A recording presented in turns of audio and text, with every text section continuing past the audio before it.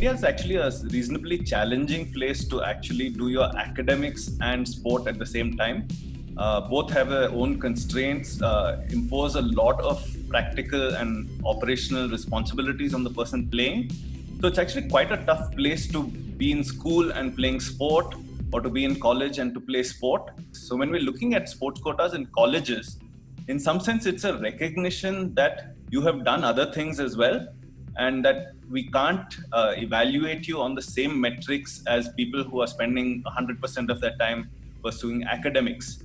While I think it's a provision at this point, it's also a recognition of the lack of clarity in structures, the lack of balance in our sports education system. What it also is it is an attempt to make sure that people don't drop out of either sports or academics.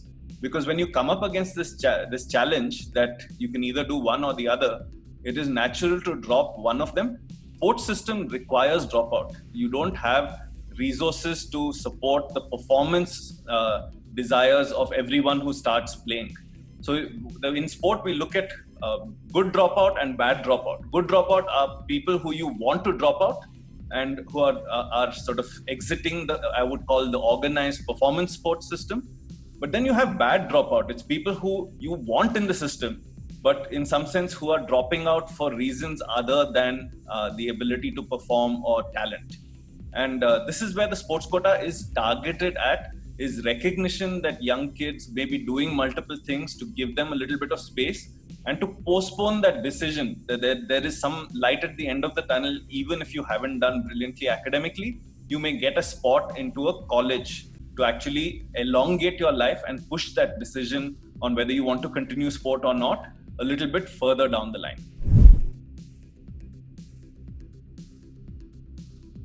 In the ideal sense, it should be looking at pure talent. It should be looking at the people, like I said, you want to keep in the sporting system, but you also recognize that it's important for them to develop not just as sports people, but as people, and education is an important part of a holistic person. What we do have is a system that perhaps is liable to be gamed.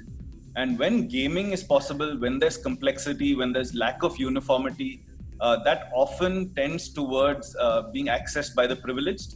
So the minute you put many rules, the minute you put lots of paperwork, you're already excluding.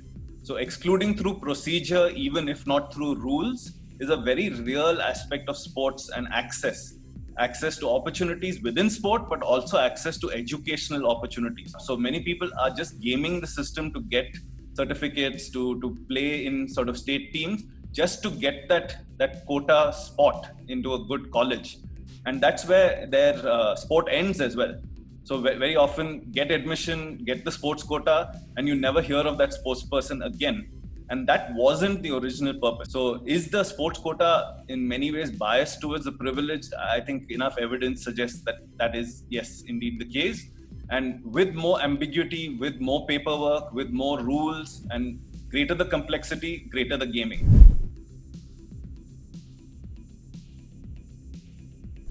If you look at the NCAA system, obviously much more evolved structure in the US, where there's amateur sport at the college level. Many of the college athletic programs are sort of best in the world. They send multiple Olympians, win many Olympic medals. But what they also have is their sports quota system is very, very clear.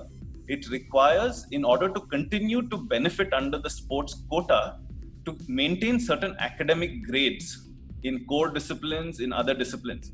So the person is forced not only to pursue academics, but they must also appear on their NCAA teams. And these are intrinsically tied together. So to continue your sport and to continue academics at a base value and at a base level, to show that you're putting in the work, and in some senses to enjoy the fruits of the sports quota, you have to put in both academic work as well as your sports work. We have the opportunity now, if you look at new systems and structures being put into place. You have the Khelo India Youth Games, you have the Khelo India College Games, you have a National Sports Education Board that is on the anvil and putting in place a structure. So I think there's room to think this through, but that in sense increases the challenge as well. As more and more people try, you will see more and more people failing, which is why having a backup of education is even more important than it's ever been. 95% of people are going to drop out from sport. Have you given them a backup option? And is that systemic rather than just simply sort of anecdotal here and there? In name, there are some quotas, and even those quotas are going to people who perhaps don't deserve it, not meriting it, but also not using it for the purpose it was originally intended.